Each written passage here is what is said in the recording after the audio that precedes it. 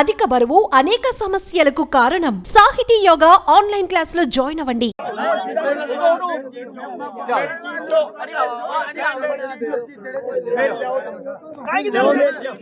ఓ కొడుకు చనిపోయిన తన తల్లి చితిపై పడుకొని తనకు కూడా అంత్యక్రియలు చేయాలని పట్టుబట్టాడు. అయితే అది తన తల్లిపై ప్రేమ కాదు, అతను అంత మంచి కొడుకు కూడా కాదు. తల్లి బంగారు నగల్లో తనకు వాటా కావాలని తల్లి చితిపై పడుకున్నాడు ఆ కొడుకు.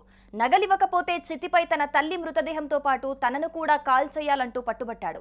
అంతేకాదండోయ్, బంగారు నగల్లో వాటా ఇచ్చేందుకు తల్లి అంత్యక్రియలు నిర్వహించేందుకు అంగీకరించబోనని ప్రకటిస్తూ చితిపై పడుకున్నాడు. దీనికి సంబంధించిన వీడియో ఒకటి ఇప్పుడు సోషల్ మీడియాలో వైరల్ అవుతోంది.